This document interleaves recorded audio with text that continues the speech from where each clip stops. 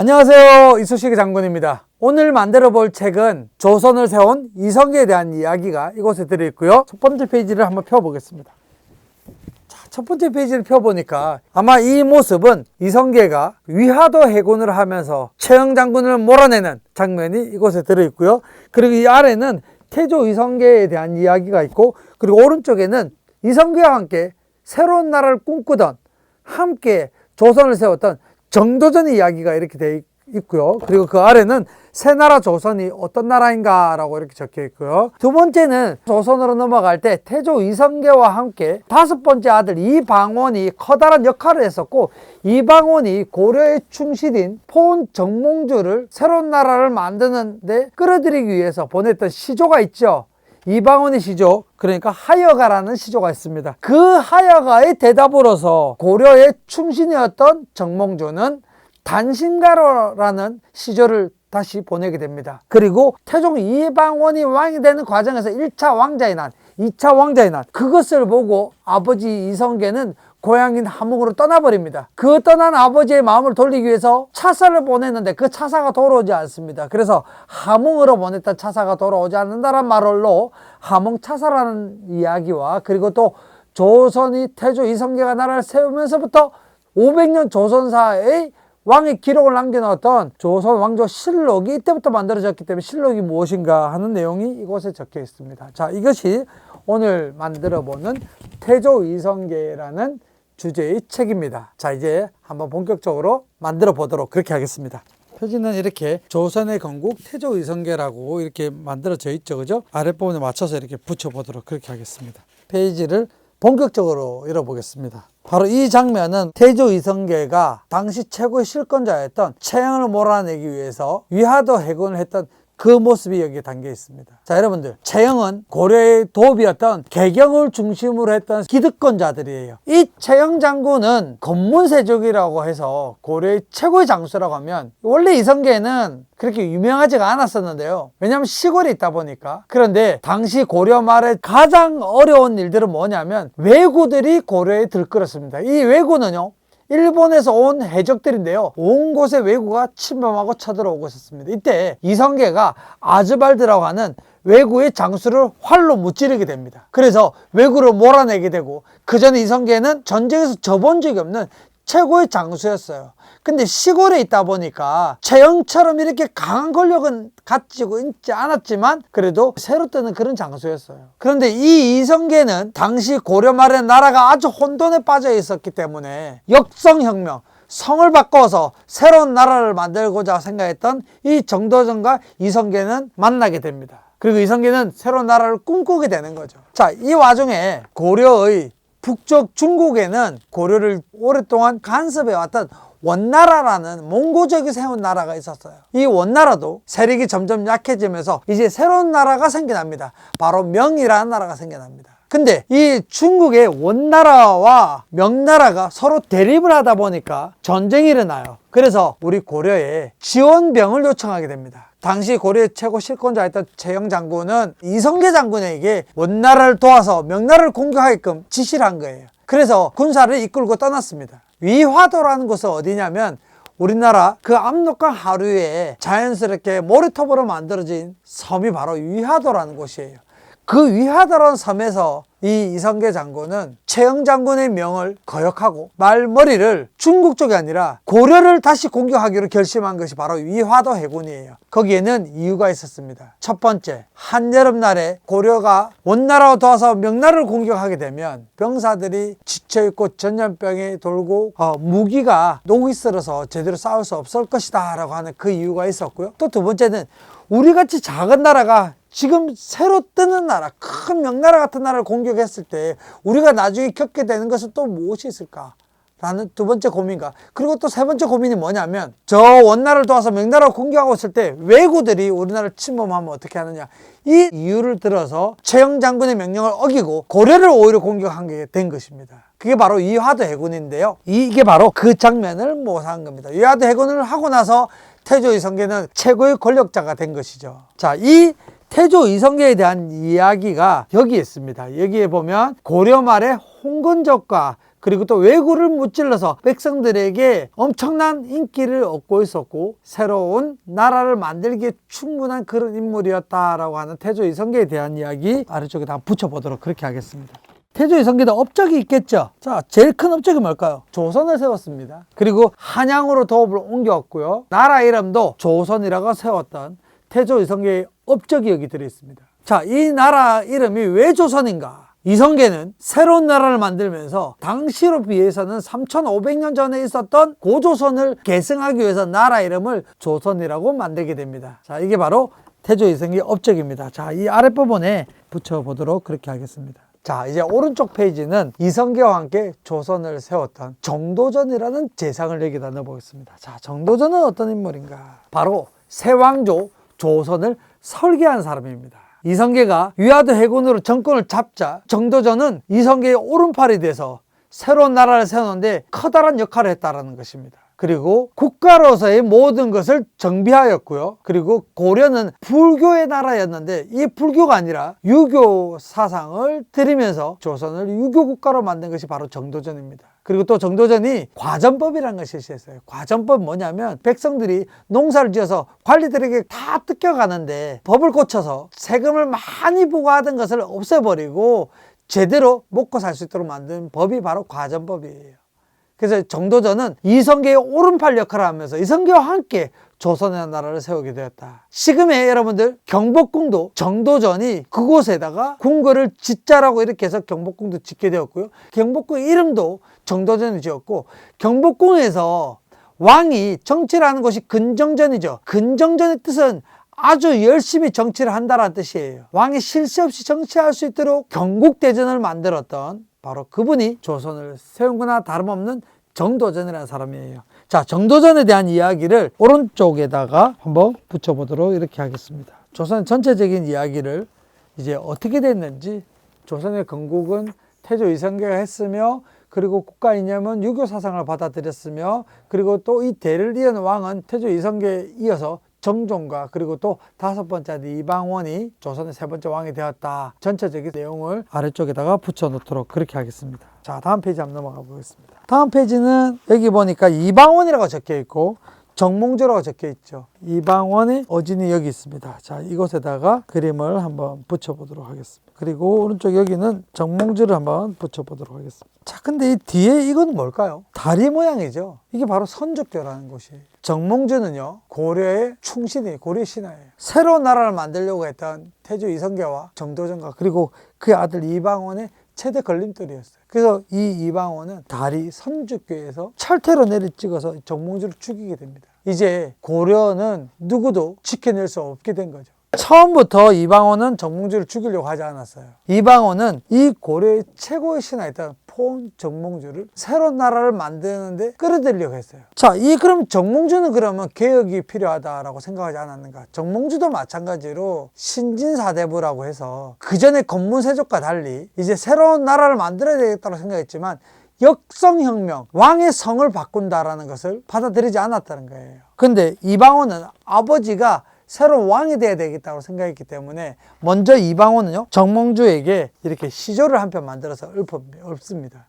이 시조의 내용이 보면 이런들 어떠하리 저런들 어떠하리 만수산 드렁치기 얽혀진들 그 어떠하리 우리도 이같이 얽혀져 100년까지 누리리라. 이러면 어떻고 저러면 어떠느냐, 조선이면 어떻고 고려면 어떠느냐, 우리가 다 같이 하나가 되어서 우리 다 같이 잘 살아보자 라고 하는 이 이방원이 절절한 구애를 여기에다가 담아서 시조를 읊었다라는 것이에요. 이방원이 보냈던 시조 하여가를 여기에다가 붙여보겠습니다. 정몽주도 많이 고민을 했을 거예요.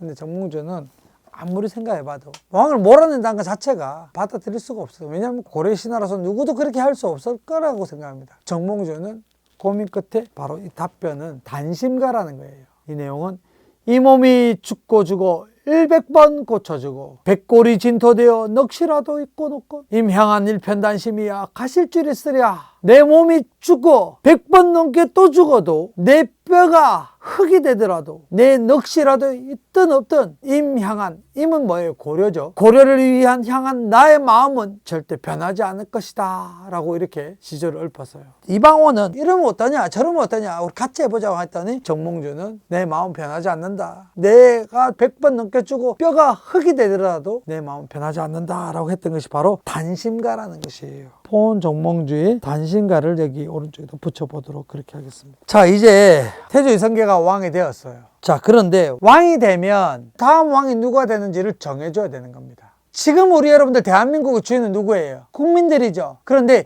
조선의 주인은 왕이에요. 왕이 곧 법인 거예요. 다음 왕을 만들어줘야 되는 것이 조선의 왕의 첫 번째 책무입니다. 이때 앞에 있었던 이 정도전 신하는 재상정치라는 걸 꿈을 꿨어요. 재상정치가 뭐냐면 왕이라는 것은 나라의 주인이지만 왕이 문제가 있으면 나라가 망할 수도 있잖아요. 만약에 왕이 문제가 있을 때 신하들이 정치를 제대로 하고 있다면 전혀 문제가 없겠죠. 정도전이 생각하는 조선의 나라는 왕이 있지만 모든 중요한 정치는 똑똑한 신하들을 뽑아서 하는 것이 옳다라고 생각했던 거예요. 이 시대에 여러분들 내각제라고 해서 왕이 있고 총리가 있는 나라, 대통령이 있고 총리가 있는 나라의 내각제, 그러니까 신하들 중에 똑똑한 사람을 뽑아서 통치하는 그런 세상을 이미 정도전이 꿈꿨던 거예요. 지금부터 600년 전의 말이에요. 그래서 정도전은요, 태조 이성계가 나라를 세웠지만 그 대를 이어서 왕이 될 사람을 정도전이 추천을 합니다. 이방원이 아니었어요. 자, 이방원은 보세요. 아버지를 왕으로 만들기 위해서 고려의 신하였던 이 정몽주를 죽였어요. 커다란 공을 세웠던 것이 바로 그의 5번째 아들 이방원이었어요. 이 태조 이성계의 아들이 자식이 7명이, 아들이 7명 있습니다. 그 7명 중에 유일하게 이방원이 과거 시험에 합격할 정도로 제일 똑똑한 아들이었어요. 그런데 이 이방원이 왕이 된다라고 하면 정도전이 생각했던 그런 나라를 만들 수 없는 거예요. 정도전은 왕이 막 뭔가를 하는 것보다는 훌륭한 신하들이 나라를 이끌어 가기를 원했기 때문에 이방원이 아니라 막내 아들이었던 방석에게, 이 방석에게 다음 왕이 될 수 있도록 추천하게 된 거예요. 이방원이 가만히 있었을까요? 열받죠. 그래서 이방원이 왕자의 난을 일으킵니다. 자, 태조 이성계에게는 총 8명의 아들이 있었습니다. 방우, 방과, 그리고 방의, 방간, 방원, 방년, 방번, 방석, 이렇게 8명의 아들이 있었어요. 근데 첫 번째부터 6번째 아들은 엄마가 똑같았는데 그 엄마는 조선의 왕이 되기 전에 돌아가셨어요. 7번째 방번이와 8번째 방석은 엄마가 신대왕후 강씨라는 분이었는데요. 자, 새로운 나라를 만들었던 이성계는 다음 왕을 뽑아야 되는데 이 8명의 자식들 중에 누굴 왕으로 선택할 것인가 고민하게 됩니다. 당연히 나라를 함께 세웠던 정도전이라는 재상에게 물어봅니다. 그리고 또 아내에게 물어봅니다. 당연히 부인은 본인이 낳은 아들 중에 왕이 됐으면 좋겠다고 생각하겠죠. 그리고 정도전은요, 재상정치, 그러니까 똑똑한 신하가 정치를 하는데 그 나라가 훨씬 더 튼튼한 나라라는 생각을 하고 있었기 때문에 이 방원보다는 신하의 말을 잘 들어줄 수 있는 왕이 필요하다라고 생각했어요. 그래서 당연히 이 8명의 아들들 중에 8번째 아들 방석에게 다음 왕위를 물려주기로 이렇게 결정이 났습니다. 자, 이 아버지를 도왔던 이 이방원은 가만히 있을까요? 7번째, 8번째 방번이와 방석이 이 아이들을 몰아내서 죽여버립니다. 자, 그래서 이 이성계는 막내 아들들이 죽었어요. 많이 화가 났겠죠. 이성계는 네 마음대로 하라 라고 이렇게 하게 된 거예요. 그래서 당시 첫째 아들 방우는요, 이성계가 나라를 세우기 전에 고려시대 때 그때 이미 일찍 죽었어요. 그래서 적장자, 다음 큰아들이 왕이 됩니다. 그 아들이 바로 둘째 아들 방가가 왕이 되는데요. 그게 바로 조선의 2번째 왕 정종입니다. 자, 2번째 아들로 이제 방가가 왕이 된 그 1차 왕자의 난의 이야기가 바로 여기에 들어있고요. 이 이야기를 여기 하여가 바로 아래에다가 붙여보도록 그렇게 하겠습니다. 이제 왕이 바뀌었어요. 정종이 왕이 되고, 그리고 아버지는 태조 이성계는 떠났습니다. 상왕, 왕의 아버지라 해서 살아있는 왕. 원래 왕이 죽어야지 왕이 바뀌잖아요. 그런데 죽지도 않았는데 아버지는 아들들이 싸우는 것을 보고 그냥 더 이상 견디지 못해서 그냥 떠나버려요. 그래서 둘째 아들이었던 이 방과가 조선의 2번째 왕이 됩니다. 자, 이제 방과가 왕이 되고 나니까 방과는 이방원이 5번째 자기 동생이지만 너무 무서웠겠죠. 마음대로 정치할 수가 없어요. 그때 이 아들들 중에 넷째 아들이 방간이라는 아들이었는데요. 방간이 가만히 보니까 나도 왕이 될 수 있을 것 같아 라고 생각했던 거예요. 그런데 방간의 신하들 중에 누가 얘기를 해요. 그 바로 밑에 5번째 아들인 방원이가 왕이 되려고 꿈을 꾸고 있다라고 이렇게 알고 방간을 죽이려고 이렇게 해요. 그래서 이 두 형제가 싸움이 일어난 거예요.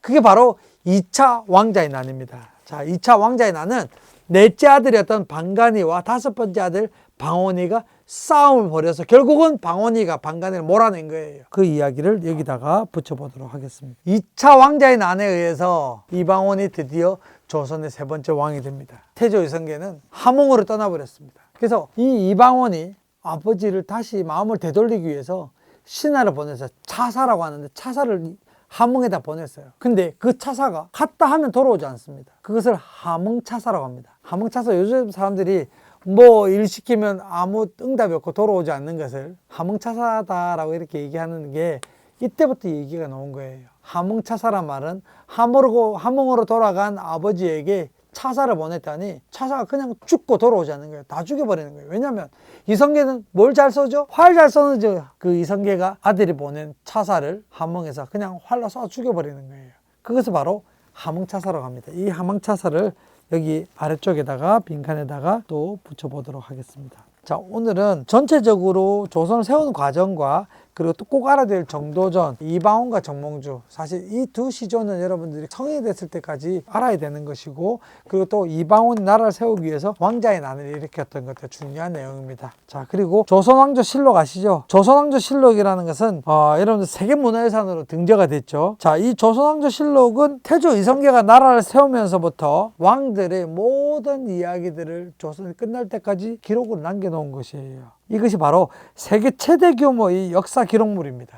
유네스코에서 인정한 세계 기록유산으로 남아있는, 그러니까 우리나라만의 유산이 아니라 전 세계가 함께 보존해야 되는 유산으로 남아있는 것이 바로 실록이라는 것이에요. 자, 이 실록이 구체적으로 무엇인가 그 내용을 여기에다가 붙여보도록 하겠습니다. 조선왕조실록은 근로에서 왕들이 어떻게 살았는지, 심지어 밥을 먹고 방귀를 꼈는지 이런 이야기까지 여기다가 전부 다 실록에 남아 있습니다. 그리고 여기 아래 오른쪽 부분에는 내가 쓰는 실록이라고 해서 여러분들 본인이 왕이라 생각하고 앞으로 어떻게 내가 정치하겠다라는 그런 내용을 여기에다가 내가 남겨보시면 훨씬 더 도움이 될 것 같습니다. 자, 이렇게 해서 오늘 이야기는 태조 이성계가 나라를 세우는 과정에서 첫 번째, 고려 말의 상황, 원나라와 명나라로 교체기에서 원이 군사를 보내라고 했을 때 이성계가 그 원나라로 가게 되었고, 그것을 지시한 사람이 최영 장군인데 이성계는 돌아서 오히려 최영을 물리치고 최영을 처형시킵니다. 그리고 실권을 잡아요. 고려의 왕이 물러나게 되면서 새로운 나라를 세우게 됩니다. 고려는 개경에 있었지만 이성계는 도읍을 한양으로, 지금의 서울로 옮기면서 경복궁도 짓게 됩니다. 자, 이 이성계는 옆에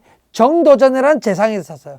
정도전은 재상 정치를 꿈꿨었고요. 과정법, 백성들을 잘 살 수 있도록 이렇게 법을 만들었었고, 경국대전을 만들어서 왕이 어떻게 통치를 해야 되는지를 정확하게 만들었던 사람이 바로 이 정도전이고, 이 이성계의 오른팔로서 최고 신하였어요. 고려에서 조선을 넘어갈 때 고려의 정몽주라는 신하가 있었어요. 정몽주를 설득하기 위해서 이성계의 5번째 아들 이방원은 시조를 읊었어요. 그게 바로 하여갑니다. 이런들 어떠하리 저런들 어떠하리. 그런데 정몽주는 이방원의 이야기를 듣지 않고 단신가라고 해서 내가 아무리 여러 번 100번 넘게 죽고 내 몸이 흙이 되더라도 고려를 위한 그 마음은 변하지 않을 것이다 라는 얘기를 듣자마자 이방원의 선조교에서 이 정몽주를 철퇴로 내리찌르 죽여버립니다. 정도전이라는 사람은 공신으로서 최고 역할을 했다라면 그의 5번째 아들이 무력으로서 커다란 역할을 했어요. 근데 아버지가 왕이 돼서 다음 왕 세자를 누구를 선택했는가? 이방원이 아니었어요. 7번째 아들 방석이를 세자로 선택했어요. 자기 동생이었던 막내 동생 방석과 방번이를 죽여버립니다. 그리고 정도전을 죽입니다. 이 이방원은